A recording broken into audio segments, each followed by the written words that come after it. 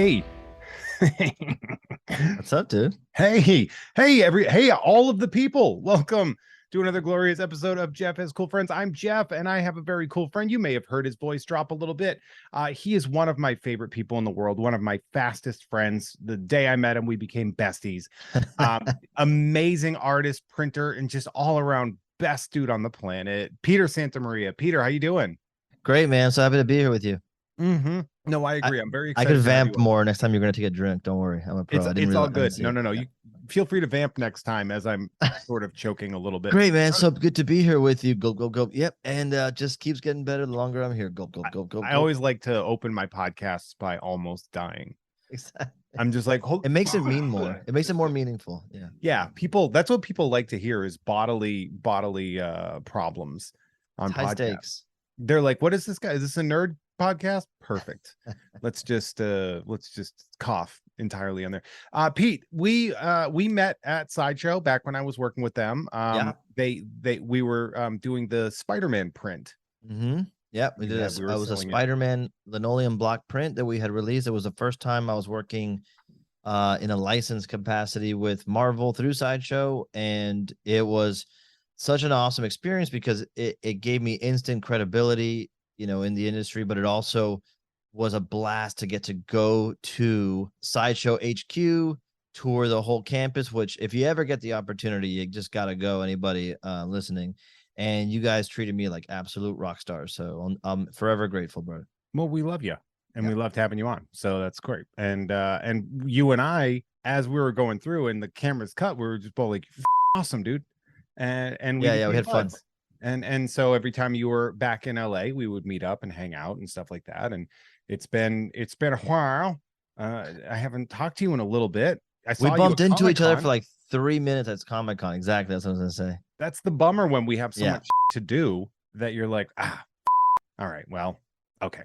Yeah. It's like people always talk about conventions being like summer camp when you get to see certain buds that you only see there, and then it's so much going on. Yeah, you can almost only high five people, but that's always a good sign. I think that, funny enough, I'm noticing that if someone has time to just hang out the whole con at your booth or where you're at, they don't have something going on, which is, unfortunate. Yeah, I worked a booth that weekend, which I worked the Tweeterhead booth, and I was like, they gave us a room, and I love Tweeterhead, and I love all the people there and everything, but like the big selling point, because I wouldn't normally work a booth at a con at this point in time, too old and too tired, but they were like, we'll cover your room.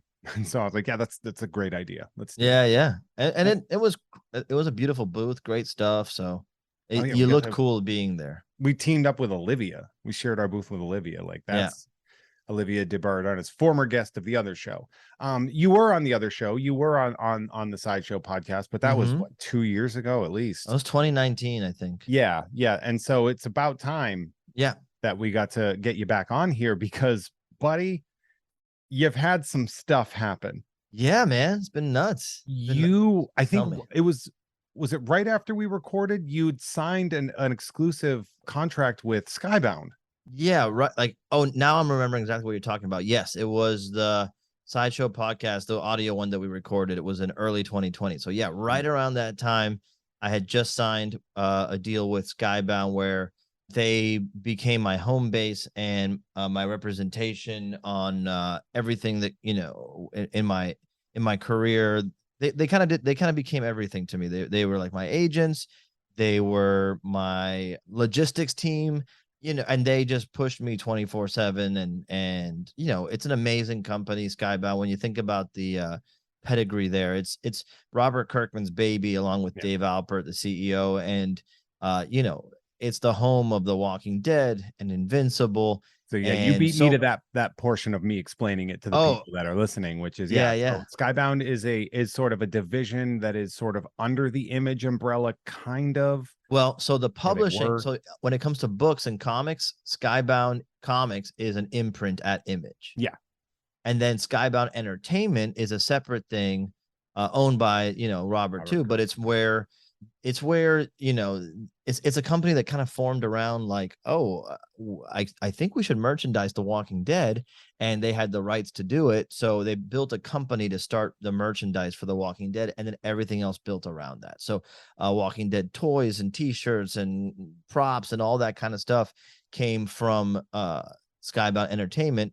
And then now, you know, Skybound does the deal for the Invincible show. They did Robert's show Outcast on Showtime, and they're producing a film right now called Renfield with Nicolas Cage and Nicholas Hoult. So it's like it's a company that's got the, oh, and not to mention their video games division is insane, and just won a huge award for Before Your Eyes, a BAFTA award, which is like one of the best awards you can get for as a video game. So they really have their hands in everything, and they are just like turning into one of those companies that's they got something cooking in every aspect. It's interesting because, and this is, I need to explain this, because when you first told me that you had that, first off, I was stoked. I don't know if you remember the conversation we had, where I was like, oh my God, that's incredible. The thing that I didn't say that I now feel comfortable addressing, because at the time you were really well known as linograph or linograph, little cut artist, artist.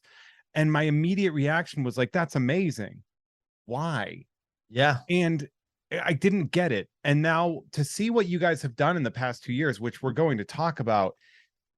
Yeah, that makes sense. Like, yeah, they had a vision early on that this could be a brand, Attack Peter, in the same way that you would consider Shag a brand, or Paul Frank, if you remember Paul Frank, a brand. Lisa Frank. Well, yeah, right. Exactly. Yeah. So like a design, like an aesthetic writ large across different products and, you know, experiences, etc.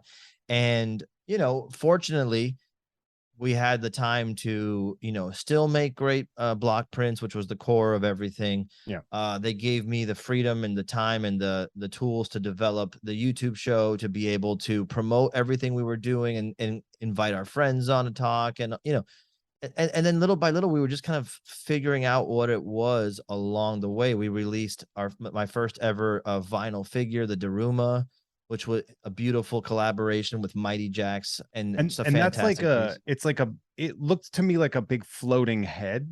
Yeah, so a Daruma, if some people might be familiar, but for those that aren't, you've probably seen it and not known what it is. They're these little paper mache heads that you might see like in sushi restaurants, or if you go to a Japanese museum or an art gallery, people get them tattooed. But traditionally, it's a paper mache doll of the physical embodiment of Dharma, Bodhidharma. So it basically, from Lost. Yeah. Not exactly, but yes. So so if you Google one, you'll see they're like little red orbs with little faces in them, and the idea is when you buy them, they come with 2 blank eyes, and you buy them as like a way to commit a goal for yourself. Like, you know what, I am going to, you know, lose a lot of weight, or I'm going to save a lot of money, or I'm going to buy a house this year, or I'm just going to, you know, get the job, whatever it is, right? The way we do New Year's resolutions, you get one of these Darumas. They come with 2 blank eyes. You fill in the first pupil when you commit that goal to yourself, and you put it like on your mantle or somewhere visible, so that you always see it, instant accountability. But also, if any of your friends or family come by and they're aware of the Daruma, they'll ask you, oh, what are you trying to achieve? And that kind of gives you some accountability as well, because once it's out there, it's more embarrassing if you don't achieve it than if you just keep the goal inside. So when you're done with it, when you finish it, you paint in the second eye, and because it's paper mache, there's a ceremony where they burn them all every year, like a big beautiful, you know, light these up as a, you know. Is this generally in Japan? Yes. Yeah. Okay. Yeah. Like when you go to Japan, there's like certain cities where they just they have them everywhere, all sizes, you know. And for me, it was important to launch my first figure as being a Daruma, because it was my lifelong goal to design a 3D, you know, designer figure. Right. And I just thought that the Daruma represented that. And we made one that has 1 eye permanently filled in and 1 eye permanently blank, to kind of represent the idea of not one specific goal you're trying to achieve, but becoming a person who is always questing after the next goal. So that's the idea behind this particular Daruma. So you guys can check it out online. If you just Google Attack Peter Daruma, it'll pop up. Hell yeah. Yeah. I like that. Because you're a bit of a weeb, huh? What is Like, weeb? you're like a big a big fan of the Japanese world. Oh man, absolutely. It's funny. I was never a big manga or anime guy. I loved Akira, of course, like anybody else, and Evangelion. But my love always came from the other angle of like tokusatsu films, so Godzilla and Gamera, Ultraman, and those kind of things were my favorite. And so coming back as an artist, as a printmaker, printmaking as a medium has its roots in Japan. Not the exact same way I do it, but technically it does. And so when I was starting to make block prints for conventions, I noticed that people, at least Americans in Miami and Florida, they were more apt to pick something up that had Japanese text on it than if it didn't. So I started just like Like a incorporating the nice little life Japanese. hack for selling art.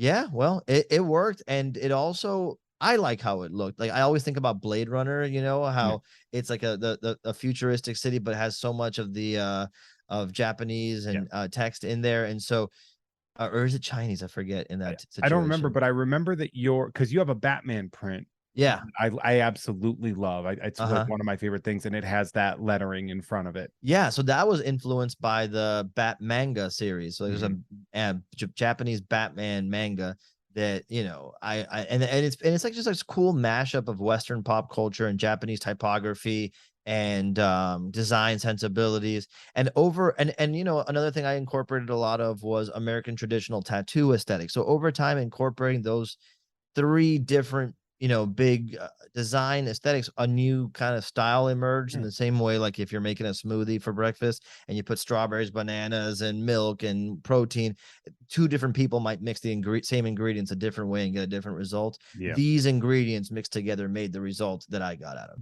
it. The energy that I got when I first saw that stuff is it almost seemed like it had a Polynesian vibe. 100%. And that was a big influence as well. In fact, Thailand specifically, I remember I visited Thailand in 2015, and it was like a Saul Paul moment, if you know your biblical history. And so I'm on my way to Thailand, excited, as anybody would be, to travel around the world. Fell off But your horse. Right. And I did not expect to be blown away by the art and the integration of the art with the history into everyday culture. And it was totally different, even from anything you've seen, out of Japan and China and the Eastern countries and cultures. It had its own kind of feel. And those the art from Thailand, Bali, all that stuff together, the stuff in Vietnam, we were in Cambodia. It just put me on a separate path that I think it had me stand apart from people who were just influenced perhaps by Japanese artwork. Yeah. Well, one of the things that you mentioned to me that always stuck with me is that you special order a very specific type of paper. Yes. A paper that has its own imperfections, that no piece is the same. It's not like you don't get it at Staples. It's a hand woven. It's like a bamboo or something like that paper? It's called Lokta, Lokta, and it's a handmade paper that I import from Nepal, so it's Nepalese. And it's not a rectangle. It's every sheet is slightly oblong and different in its attempt to be a rectangle. But you're gonna have it's got torn handmade edges. You're gonna find bits of like the raw elements that were used, like bits of leaves and particles from the foliage. Every once in a while, you can pick a nice spider or beetle out of the paper press. So it's a real one of one in the sense that it's a handmade item from paper to press. I have your Creature from the Black Lagoon piece that you did, and when I got it framed, they asked me if I wanted to put a matting around it, and I was like, well, no, because and so when they printed it, they made it so that the edges were very visible, and it really does make the piece pop. It's definitely unique. An unusual item at especially in a sea of amazing. Look, talking about Sideshow, for example, you just got to go to Sideshow's website to see amazing 2D art prints available, right? Oh yeah, they do good stuff. But yeah, just beautiful stuff from the best artists. But in a sea of incredible artists and incredible artwork, I was always thinking, how do I stand out? And it wasn't enough to just do a different medium. It wasn't enough to just have different influences, but the actual tactile quality of the art item was important to me because I was going to meet so many people for the first time at conventions in person, and having them come up to the paper and touch it and know that they're getting something unlike they're going to get anywhere else was very important to me. Yeah. The it's funny too, because you as you progress forward too, you ended up working with Mondo, Yeah. and you hit Mondo, and there were 3 artists that were working on the Toho pieces from Mm-hmm. Mondo, and one was you, and one was friend of the show and friend of mine forever, Tom Whalen. I love him. Yeah, we Uh both share a mutual love of Tom Whalen, and I love his artwork, but probably even more than his artwork. And I have it framed up in the studio here. Like, I don't have that many people's artwork framed up, but Same. more than that, he's just an amazing human being, and and he's one of the people I call up and bounce ideas off of, and send him sketches, and oh yeah, beautiful. I have some of his original Star Wars pieces from before he even blew up. Yeah, so Um, I've loved being juxtaposed with him because we do have fairly opposite aesthetics, you're both incredibly unique, and Yes. you really stand out into to the point where I think that copycats are not uncommon Right. because of just how unique. When you think of artists like you guys, Chris Uminga is another example where somebody does so well with a specific style that people start coming in and being like, well, I'm just gonna Yeah. do that. I mean, because it's funny too. One of the things about Mondo, because you got in and you were doing prints, and then Oh yeah. something that I So was very excited to see, and something that I keep literally behind me. I did not place this behind my video thing, is you ended up getting one of your Godzilla prints was turned into a 3D vinyl final figure. piece. Yeah. Yeah. That's just you know, it's this crazy thing. Mondo has treated me like, I don't know, like like I'm part of the team, even though I'm not officially, you know what I mean? Like, Mhm. they've treated me like one of their own since the beginning. And I couldn't be more grateful. In fact, I really had released, it was my Mondo, Skybound had already signed me, but the first print release I ever did that put me into the next level of people's awareness was the first 3 Godzilla prints through Mondo. And it was like March of 2020. We were supposed to have a big show in Austin, Texas for all the Godzilla work, and it obviously got canceled.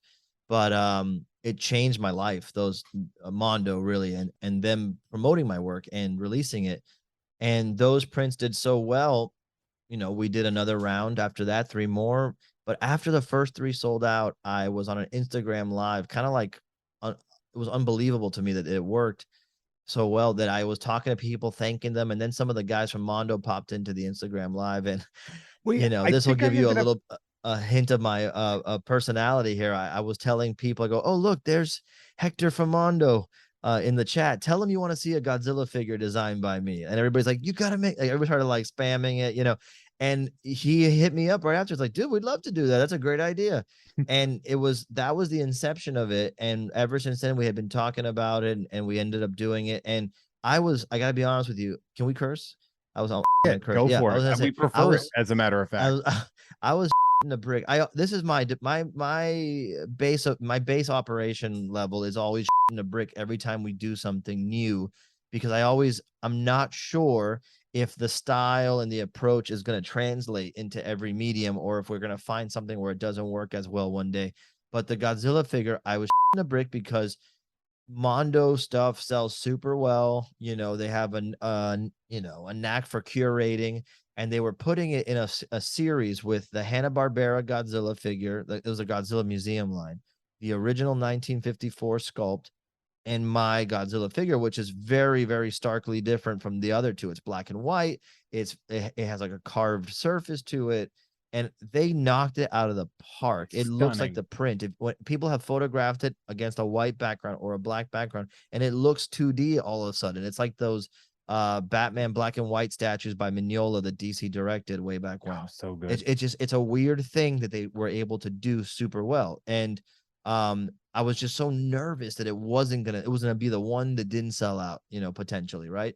But it sold out in a week, over 2,000 units, and we are, already talking about how to expand that line. So could not be more excited. Yeah. I pre-ordered on day one Yeah. on that one Smart. too. And I And think now you they're even on, were now you like, can't even get them on eBay. And if you do, you're paying twice. I think you yelled at me for paying for it. You were I like, would have dude, hooked you up. Yeah. you were like, I want to hook you up. I'm like, nah, man, I can do this. I appreciate you doing it. Yeah. Like, No, I dude, I appreciate want it. that. Look, the truth is, that's the funny thing about this business. You start to meet so many people that in reality, you probably could get things for free, but there are certain people who I know would give me something for free, and I wouldn't even tell anybody that I wanted the thing until I had already bought mine. Because the whole point is, yes, you need to support people who are doing things that are a little left of center, a little unusual, and the only way to do it is to buy the thing and let the people who are taking the risks know that they should continue to take these risks, because this is the stuff that you want to see. So I get that. I get that. It kind of ties back to that sort of the comics era of the 90s, where if you were a Jim Lee copycat, then people were going to give you work because people liked that. But the people that were taking the risks and getting weird are the ones that did the long-term staying. When you look at like how many people are the Jim Lee copycats that didn't make it through, but you look at your, Mike Mignolas and Jay Lees and these people that created their own style and pushed it forward. And they're the ones that are really, that really withstood the test of time. Yeah. And that's something I've always been after is if I can't, if I'm not going to be, well, it's more like my favorite artists were the ones that you could spot a mile away and know it's them. And I felt like those artists contributed so much to my excitement as an art student, because eventually you're going to see the people who can render the best, who can be the most realistic. It's a skill. It's a hard skill to achieve, and it's worthy of praise. But eventually anybody who applies themselves to it in a meaningful way can achieve it. What was always more exciting to me is who can pull something out of the air, dude, and like put it down. That's to me what I always wanted to try and achieve. When you look at some of the biggest names too in comics, like whenever, and it's nothing against the guy because I think he's incredible and he's earned every ounce of it. But like when somebody tells me that Alex Ross is their favorite comic book artist, I'm kind of like, oh, so you just want people to take photos because it's so realistic. Yes, of course you like that. Like, well, I understand that, but look, I'm not the biggest diehard Alex Ross fan. I do love his work, and there's certain things that he's done that I thought were so important because he came out in an era where Photoshop wasn't a thing yet, and when it was dying, right? The medium was dying when he really got. Yeah, and I think the most important thing about Alex Ross is that his medium, right? Realistic oil painting, watercolor, all that, airbrush, that was common in the fine art world. But it was the idea to bring it into the pop culture comic book world that was important because no one else was really doing it. So everybody thought it was lowbrow to do comics, and he brought that in. I will add that he just I think released the Fantastic Four book where he did pencils, flats, and didn't paint, and they use flat colors, and everybody's like, oh my god, like this is incredible. The other amazing thing about Alex Ross is that he eventually had his own models made to get light reference from. But a lot of the stuff he did, it's not like he bought like a toy and traced it, or it's not like he bought a statue and traced it. Like, he had to use his knowledge of anatomy and the figure and lighting and all that, and then combine it with his love of the, classic comic book stuff to find that secret sauce. So I get it. It's not, at this point now, it doesn't feel as cutting edge as it did when it came out. No, but and that's bound to happen. Like when like what you talked about, copycats, like eventually you get enough copycats that they're not even just copycats anymore. They're actually like torchbearers in a way. They're influenced by you. Some of them will be copycats and some of them will be influenced. But right? you look at those oil painters that really can't, because I look at it like Alex Ross, right? Before Alex Ross, you had maybe Tex Teixeira, Frazetta. And I mean Frazetta, but Frazetta wasn't doing like sequentials. Like he wasn't doing comic books really. He was doing fantasy covers and magazine covers. And obviously he's the Jack Kirby of painting. Yes. Everybody now finds that Yeah. influence through Frazetta. And then when you look at sort of like you have Alex Ross, and I do consider him to be that point. And then from there you get your Gabrielle Dell'Ottos, your Exactly. Bianchis, Esau and Ribic. your Ariel Olivadis, Esad Ribic, Yes. these Yeah. guys that are doing oils and really pushing them forward. I think I would even add Adi Granov Yeah. as an example of that as well, where Yeah. you're seeing that the soft paints that are coming in and instead of like the sharp lines that go through. And then you can see people like, I mean, J.G. Jones is a great example of somebody whose covers are this museum quality like oil paintings, and then he'll do interiors. Like if you look at Wanted and it looks like a very unique version of a classic comic book, same guy doing two vastly different things. Yeah, and also Alex Ross was also doing his thing in a like superhero movie era, right? So at that point, you had the Christopher Reeves, you had Michael Keaton, Batman, and then maybe a few other things, but you didn't really have that attempt to see what this character would look like in real life. I'd say he's almost like maybe his biggest progeny is Boss Logic, because when Boss Logic started really popping off, he was visualizing things that fans would want to see but didn't exist, right? And then, you know, even influencing the culture, like with Ahsoka, right? So in a way, I think the way that people enjoy Boss Logic now is probably closer to what Alex Ross meant to people when he was doing his thing. Yeah, it was definitely something that changed the world. It's sort So of stop one of those talking things. about Alex Ross, Jeff. No, but I do I'm feel kidding, like dude. whenever people claim that as like Yeah, they're yeah. like, oh, this is my Yeah. favorite artist. Oh, I get it. It's like, I don't know, it almost seems too easy. It's like saying Jim Lee is your favorite artist. Who gives a It's Who like cares what people like? I Listen, get man. that. I get Yeah. that. I understand that, but there are risk takers. What are you trying to what do you want people to like? You want people to dig No, deeper. I don't want people to like anything No, specific. no, no. Like In other words, I get what you're saying. Like it's I think I get what you're saying. I also think that I'm just busting your balls just for the you're record. allowed. But No, that's good. yes, but I also think another service that those artists provide is that they can be gateway drugs. In other words, if you show someone who's not familiar with the pantheon of artists, you know, Sam Keith, It might be a little intimidating. good luck, bro. Yeah. Good luck. I would even say if you showed somebody Frank Miller, Sin City, like too early, they're not going to be into it, dude. And I know that's crazy to say, but like Frank Miller, Sin City, I mean, now even post movie, it might be different. But when I remember being a kid and I loved Mike Mignola, Frank Miller, Sam Keith, I mean, Mobius, obviously, stuff like that. But that was not everybody's cup of tea. I remember buying all my Hellboy comics in the 25-cent bin, bro. Mm-hmm. The 25-cent bin. Nobody wanted that. You know, Yeah. When I was a kid, I was much more into the mainstream, like the main guy, like Same. Lee and your Same. Rob Liefeld. I was Fuck like, yeah. this guy's The energy, bro. The energy they had. And then like Rob Liefeld had Mike Mignola do a fill-in X-Force issue, and I was like, what the like it was weird back then. It wasn't like I didn't like it. I was like, this is different. And I think as I've grown and gone through, I think there are certain safe artists out there, and it's not to say that they're not incredible. There's a reason these people are really wealthy and really you know, popular and up there.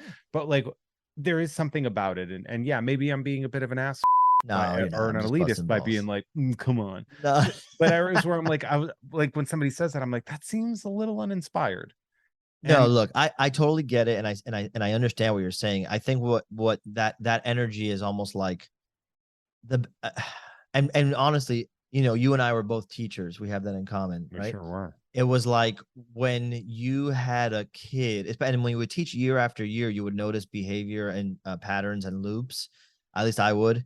And so I knew when X kid was excited about, like when I was teaching art, oh, I just understood how to draw a sphere for the first time and it looks 3D. Whoa, this is the coolest shit. I kind of want to tell them, don't get too excited. Let's move on and don't get hung up here. But I have to always remember that's that moment for that kid, and they're excited about that now, and that excitement potentially can get them further and deeper. So the same thing with like your Jim Lees, or I mean, Todd McFarlane was for me like everything, and because I fell in love with Todd McFarlane, I discovered Frank Miller because he was always reverent to, and because I fell in love with Mike Mignola, I already knew Jack Kirby, but I wasn't like obsessed with it.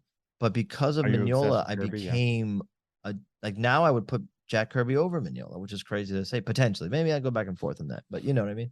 I consider Jack Kirby to be the trailblazing Yeah, he's an architect. building block. Yeah. And I consider him to be obviously incredibly prolific and one of the best creators in comics. Yeah. I feel like I commit a cardinal sin when I'm like, I don't think he's the best.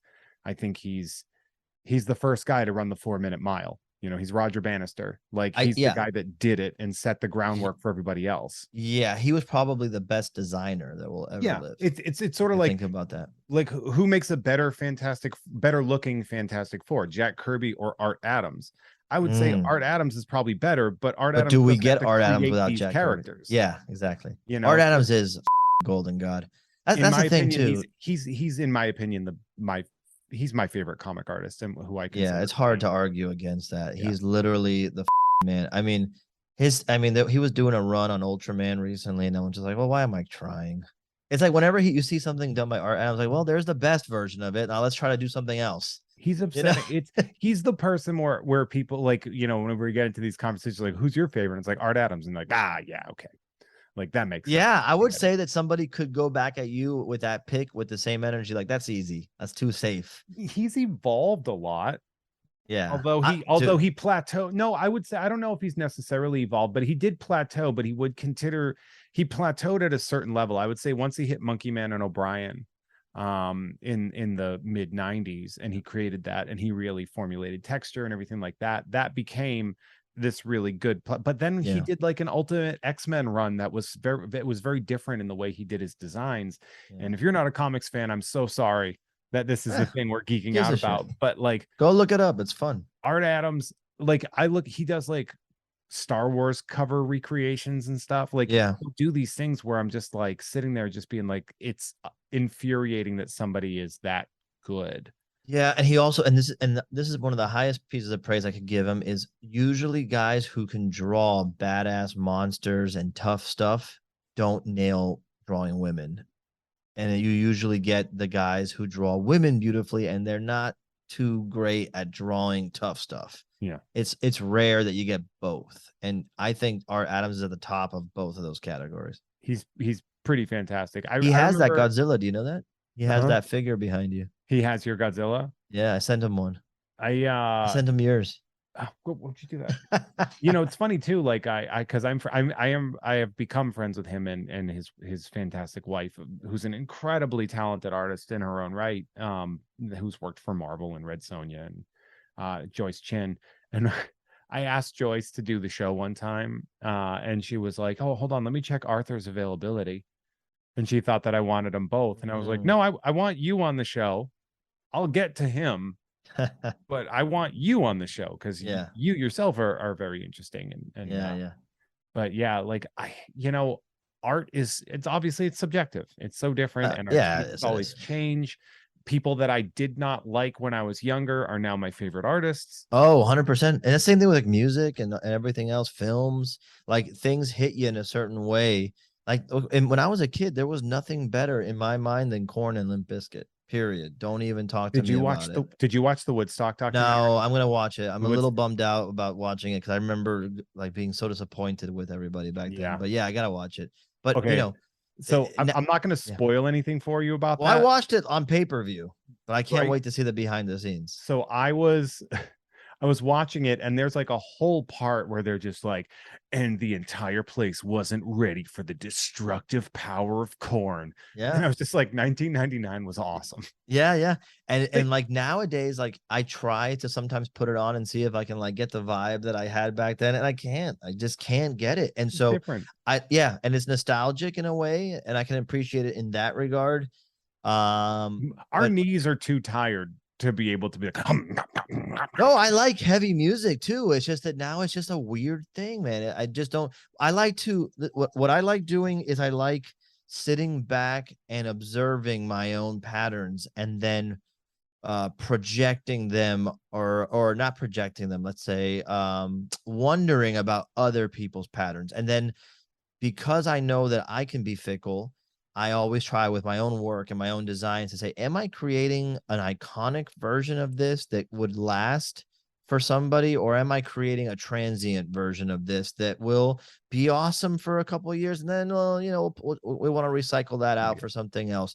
And so it's unusual perhaps, but I think every time I make something, I'm wondering if I'm making the potentially the only version of that thing you have to own as a fan, and that's what I get from that kind of stuff. Like, did we create something iconic? And that's the whole point with Takuro, my own monster that we're releasing, was if I could only work on one thing, like let's say somebody denied me rights to do anything else ever again, right? Can't work on Godzilla, can't work on Marvel stuff, can't work on I haven't been invited to work on Star Wars stuff yet. I'm just letting you know if you know anybody. Although I do have your bootleg Darth Vader. It's a wonderful unlicensed piece. It's very popular, and I will have you know that more than one Lucasfilm employee has it hanging in their wall. So I have it in a case too. There you go. I got to protect it. It's right over there. Yeah. So but the idea was create. If I can't one day do that, can I create something or try to create something that could be that for somebody else, and it's a vehicle, like a giant monster. Got my Godzilla, and Rancor monster box checked. Yeah. It's a little bit of sci-fi. It's an alien from another planet, so we could potentially see that planet. Got my ET box checked, which I'm a big ET fan, Yeah. He's not a bad guy. He's when they just re-released it. No, I haven't seen it. No, I didn't get to go see it in the theater when they released, but I am just a huge fan. And then it's a friendly monster, right? It's not like a villainous thing. It's a good guy. He fights the bad guy, but he's a good guy. Got my King Kong box checked. And so that's how I'm thinking about all of this right now. So you're using those influences. I like that a lot. Peter, I don't know if you I know you're a huge fan of the show, so that somewhere around the middle of the show we actually talk about, we discuss, and I say the names of the people that have signed up at the patreon.com/Jeff May producer tier. We thank the people that give me a little bit of extra money. It's a surprisingly affordable thing for now, and we are going to I'm going to read off some names. Peter, we can talk about them. We can discuss these names if we want. If we want to move forward with them, that's fine. Go for it. We can do whatever we want. So I'm going to say a big shout out. Thank you to producers Norm from Cheers. Oh, yeah, it's a real guy. Dan Hackroyd. As long as we're bringing back Pepsi Blue, let's bring back the Bigfoot from Pizza Hut. What's your favorite garbage? What's your favorite garbage pizza? I was just talking about this. I'm going to put Domino's over Pizza Hut. But I would like to revisit Papa John's soon. Is it safe? Is it canceled if I don't do that? Know. He seems it seems like, I mean, it's mostly Shaq now, right? Oh, is it? I'm willing to separate the artist from the art. Yeah. Papa John's is one of those things that it's sort of like the garlic butter. Yeah. It's sort of like if In-N-Out didn't have animal style, you'd be like, this is not working. Yes. And also, if you're going to get a ass pizza, don't sleep on Little Caesars, dude. It's hot and it's ready. Yeah, it's hot and ready, baby. I, Jeff May, believe that there's no better streaming service than Tubi to watch Armand Assante movies. I feel like that's just the only place you can see Armand Assante movies. Shout out to Itty Bitty Millie Committee, Pity the Fool. Shout out to Kelly says, get your booster, you gaslighting dip turds. The guy who played JJ in Barry Gordon's The Last Dragon. Lisa Harden, who I just went to Star Trek Vegas with. We had a great time for her birthday. Happy birthday, Lisa. Shout out to Jessica Robertson, Silius Ruby, The Digital Phil, The Ghost of Dave Thomas, The Great Radvertising Scam, a Jeff May joint, It's Still Coming, Leave Me Alone. Shout out to You Get the Aldo Vargas rookie card, everybody. Shout out to Bauhaus. Oh, is that Bon Mita Autobahn? I'm guessing. Shout out to Boyd PFPDJF. Shout out to Koi Pham, Art and Mentoring. Do you know Koi? I do know that name. Yeah, he's a hell of an artist. He's out of the Philly area. So he's tight with Tom Whalen and all them. He's been on the show, and also he's a sponsor. Yeah, sounds super familiar. I probably follow him. Shout out to Nolan Void, Ricky Cilantro. Shout out to Big Booty Boy for 2069. Maine, more than Stephen King. You ever been to Maine? I've not. That whole part of the country, I've not fit. I've not been to either of the top two corners. I've not been to Washington State or Maine. You ever I've been to to New England, Canada, like though. Massachusetts or anything? I know. I first north I've been is New York, upstate. I've been Virginia a whole lot.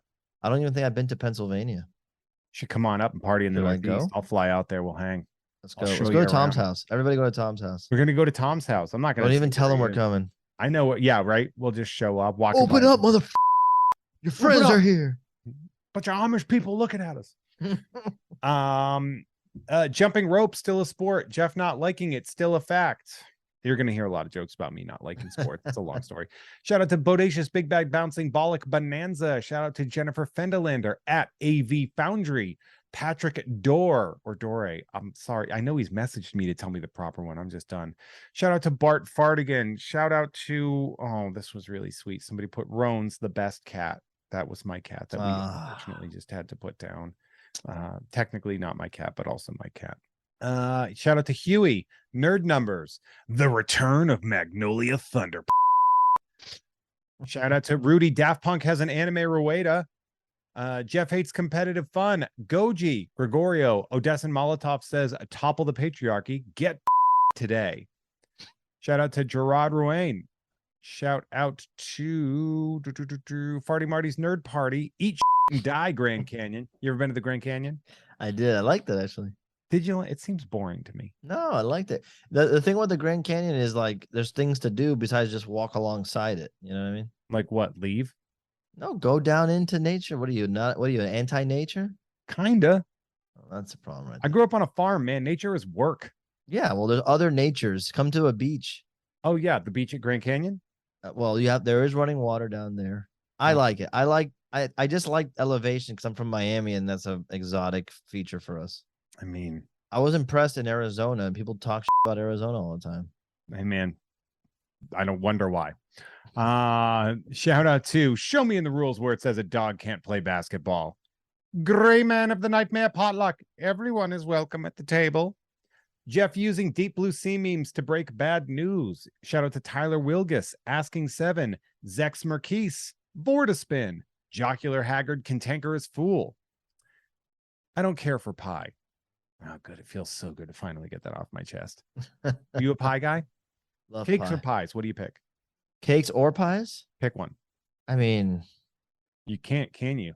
I'll tell you this. I'd rather have, if the average, like if you're just going to a store, like I'll just do it by this. I'm not going to choose gourmet versus gourmet, like readily available versus readily available. Right. So like Marie Calendar in your grocer's freezer. Yeah. Or like, like a key lime pie, like a lemon meringue pie.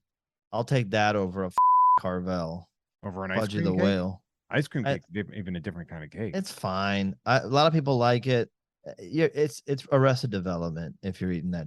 You know what I mean? Get a pie like a man, a piece of apple pie with a slice of cheese on top, like a noir detective. Oh God. I tried that one time, and let me tell you, I was like, who the I like it. I like who pie. made this decision? I'm picky towards the crumble top. I like the flat top, the strips don't do like it for me. Dutch apple pie? Have a Dutch apple, have a pecan or pecan, however you say it. But a strong key lime or lemon meringue with the real toasted top. Get the out of here. You can't beat that. All right. Jeff may convince me to quit Twitter, and you should quit too because it's awful. Shout out to Gotham City OSHA. Shout out to Nicholas. Simply having a wonderful man bun time. Fabian. Shout out to Jen. Be earnest and enjoy what you love. That's such a nice thing for her to put in there. She wanted me to rally everybody up. I like that a lot.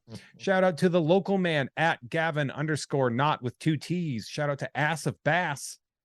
Adam Warlock. He wants your soul. Verbose Minimalist. World's humblest man.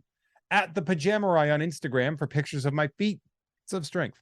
Shout out to Kale's only true purposes as the garnish in a 1996 Pizza Hut buffet. A lot of Pizza Hut in this one. I would say Pizza Hut buffet was terrorized in Miami when I was a kid. And one of the employees on his last date shit in the meat sauce. That's so funny. Yes. I remember that was the biggest story in the 90s when I was a kid and we never went back. No, I wonder why you would do that. Why would you go back? Shout out to Christy Salinas. Parker Ellsworth is not that tall. He's got fake legs. three Jacob Tremblays in a trench coat sneaking into an R-rated movie. Kronenberger Meisterburger. It was me, Jeff. I've been giving you $10 a month since the beginning so you could afford more gas station Pop-Tarts, keeping you sluggish, just slow enough for me to steal Christmas. What's the best gas station snack you can have? Gas And station I Pop-Tart. try to, yeah. That's my go-to. Really? Pizzeria pretzel combos and gas station Pop-Tarts. Cherry if you 100%. got them. Brown 100 sugar on cinnamon if there's no cherry. Fair enough. What about you? I'm What's your road trip 100% with food? you on the combos for a salty snack. You can't go better than that. But I like the snowballs. You're a snowball guy. Yeah. Anything marshmallow for me is my favorite sweet treat. That is a are you a circus peanuts guy then? They're not top of my list. You know, I'm not gonna throw them out, but I'm not gonna like eat them first. I'll tell you that much. I like a Heath, a toffee, or Like a Heath bar. there's not a lot of marshmallow treats, to be honest with you. No. Like you can, you know what I mean? And I don't really think Peeps are a great representation of marshmallow treats either. Do you ever have a Fluffernutter? Fluffernutter, I love. I mean, marshmallow fluff is phenomenal.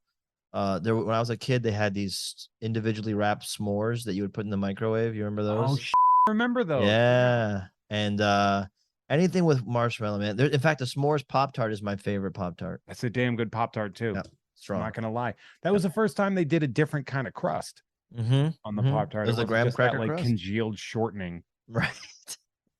You know what I'm talking about. Yes.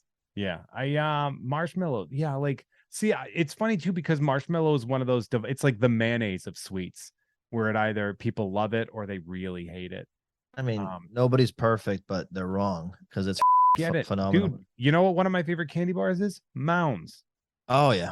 Dark I love chocolate and Mounds. coconut. Oh, I love it. People are like, that's gross and disgusting. And No, they're wrong. If I buy a Mounds at a grocery store, there is always dust on it. And I'm gonna bring something up since you brought that up.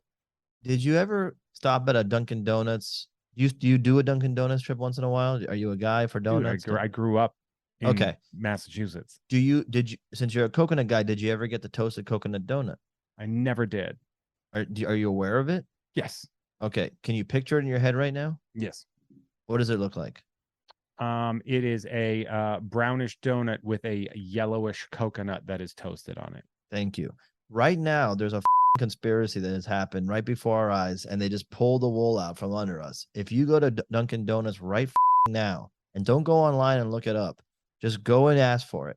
Toasted coconut donut. What they've done is a regular ass cake donut with some kind of little glaze on it and some regular ass non-toasted coconut shavings on top of it, bro. What is that? The version That's what it used to look like. See, here's the thing. I remember it that way, but I also know that that's called a butternut donut. Not down here, Miami. And I don't know what that means. No, it's not a butter. That's not. I know that at Dunkin' Donuts that was called a butternut donut. Really? Never down here. Because it's my mom's favorite donut. Well, which is the only reason I know the name. Check. You should talk to her and see if she knows what's going on. You know what my Dunkin' Donut choice is for donuts? What's that? The double chocolate. That's the chocolate with chocolate on top? It's a chocolate cake donut with chocolate on top. That's too much. Not for me. No, it's too much. That's like you need to learn some discipline. What you need to get is like I'll give you chocolate. Not frosted. at a donut store. You do not need discipline at a donut. It's just that you're like overloading yourself. You can't even enjoy what you're eating at that point. But I sure do. No, you don't. You don't. I'm gonna go with you next time, and we're gonna go one by one and figure this out. We're gonna go shot for shot and donut. Yes, we're gonna do an A to B every time. Like here's your A, it's your chocolate overload, and then here is something with nuance and you know what I like too? Complexity. The apple filled donut. I love it. I like that too. I like a filled donut. I'm not mad about it. I also like when Krispy Kreme has the ones that it's not a Boston cream donut, but it's the one that's filled with frosting. Yeah, I'll eat that. Yeah. You know what's a surprisingly phenomenal donut? Like, I'm not talking about your like, these gourmet donut places that are incredible. I'm not including any of those places. Okay, if you go to Universal Studios at the Simpsons Island or the Simpsons Land. Oh yeah, you get the big donut. Dude, it's phenomenal. They do dude. a good job, but it's the worst idea to eat that because if you go on the Simpsons ride after eating one of those donuts, you will vomit. Yeah, they're so good. I was just there. I was just at Universal. I took Val. We took my niece and nephew. We wore matching trans rights shirts. How did that go over? Oh, To you're in take photos. California. It's not Florida. Yeah, we're in Cal. I want to wear them in California, on Florida. Come over to Florida. Try it out. See what happens. The only problem with that would be that I would have to go to Florida. Yeah, and I'm in Miami, so it's technically not Florida, but it is interesting when you have opinions down here. That's for sure. I would also like to say shout out to Aaron Meyer and El Celdo. El Celdo would like to thank you, Jeff, for introducing us to your cool friends. You're welcome. And in Soviet Russia, we have cool Jeffs. And again, if you're listening on the Patreon, thank you so much. And I appreciate you and everything that you stand for. You're a good person. If you are not and you're listening to for free, thank you. I appreciate that you are giving me your eyes and ears, mostly your ears and your attention, but also, you know, you can give me a little bit of money and you can do this. It's a really, really great opportunity. Patreon.com/JeffMay for that and so much more. Now, that being said, Takaro. Yeah. This character that you've created, you are now getting it printed in the 3D. Is that correct? Yeah. So the same team that created the Godzilla figure for Mondo, Hector and Mike over there, and sculptor Tufan Caesar, they produced a Takaro figure that I designed, and it's insane. It's bigger than the Godzilla figure. It's got 10 points of articulation. It's got a clear removable dome. It's insane. It's like if my hands fell off tomorrow, I'd feel happy knowing I achieved what I wanted to achieve, which was to design my own character and see him as a toy, as a figure. And that figure is going to be exclusively available through a Kickstarter that we're launching Thursday, September 8th. I think that's the right day. So right? That is 2 days upon release of this show. Yes. So Thursday at theattackpeter.com, we are kickstarting the Takaro figure, as well as the first ever telling of his story as a book. It's like a narrative art book, right? So it'll have all my artwork in it with the story next to it. And it's called Takaro, the Last Dorok. The Dorok is the species of Takaro, this giant cephalopodic anthropomorphic monster, so to speak. And it tells a story of Takaro as this kind of like rogue alien that's been kicked off his planet or shuttled off his planet for reasons you'll find out, and being raised by a broken family here on Earth. In fact, in Miami, Florida, where I'm from. So it's perfect. Who's the writer? Are you the writer? I've written the large beats, and then Jared Rosello is my lifelong best friend from first grade, who's another artist and writer. He works with on a book called Red Panda and Moon Bear for Top Shelf. They just released the second volume, and he's got some projects in the work that I can't talk about that are insane. I can't believe it. He's doing the thing. He's living the dream. And he is actually writing it out. So him and I get together. I told him what I really want to have happen in this book is this, we get here and this happens. And then so-and-so shows up and this is what they're all about and blank, blank, blank, blank, blank. So then he starts typing up the actual text. It's almost like the reverse Stan Lee and Jack Kirby thing, the reverse Marvel method. So then Jared writes it. Yeah, and then Jared writes it. It sounds so good. He fills in things that I hadn't thought about. He created some things as well that are really interesting and exciting. And it's a real collaboration between the two of us. And it's exactly what he and I used to do in after school care in elementary school. We would write stories together. In fact, one of the one that we always talk about was a killer Pop-Tart monster that he would write about. So I like that. Yeah. So yeah. Well, real quick though, I do want to say, so everybody set those alarms and those calendar dates for Thursday the 8th. If you're listening to this the day of release, it's in 2 days. If you are listening to this after the fact, chances are you still running. Yeah, I think we're gonna do a solid 3 weeks and change. Perfect. And you can check out theattackpeter.com. That's theattackpeter.com. Yeah, and if you're listening on Tuesday, you can head that URL and put your email in, and it'll notify you the second we go live on Thursday. I'm going to do it. Do it right now. I'm going to do it. Well, I mean, can't right now. You also did a print. It's one of your pinned Instagram things is the 3D version of the Takaro. And then another one is Godzilla. Yes. And Takaro. You saw the print. That must have been a really cool print. Yes. I want to talk to you about that when we do the bonus stuff. Because we got some bonus content a little bit, but I think we're about to sign off. Okay. What should we be on the lookout for other than the Kickstarter that starts on Thursday the 8th at theattackpeter.com? What else should we be looking for? Well, I mean, you can follow me online anywhere at Attack Peter, Facebook. I'm sorry, Instagram and Twitter, and Attack Peter Art on Facebook. But the thing is, I have some things planned that I can't even talk about just yet. But we are going to go super hard on this Kickstarter.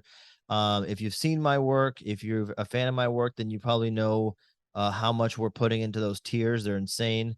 But it's all about Takaro right now. Takaro, the Last Dorok.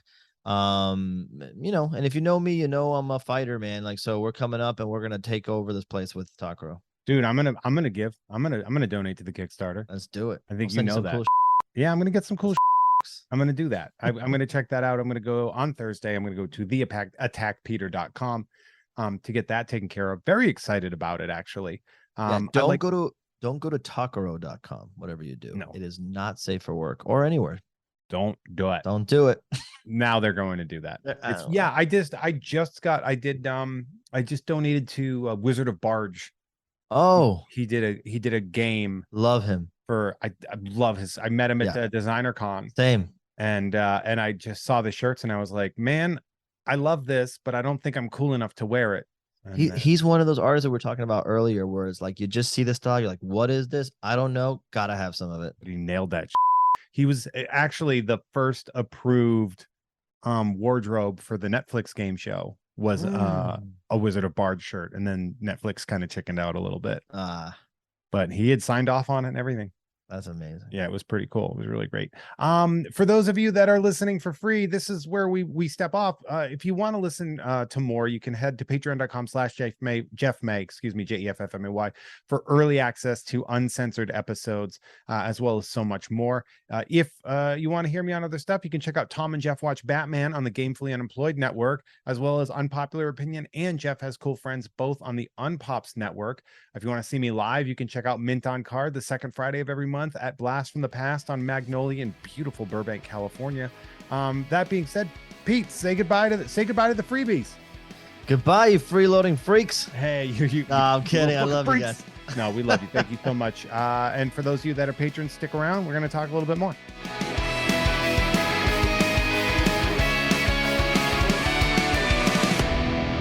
Hey everyone, our artwork is created by Justin T. Brown, who can be found at Artness by Justin Brown on Instagram, as well as artnessbyjustinbrown.com. That dope music you heard is by Troy Nababon, available at Troy Nababon on Instagram, as well as at troynababon.com. Nababon is spelled Nababan, and boy, does that shred.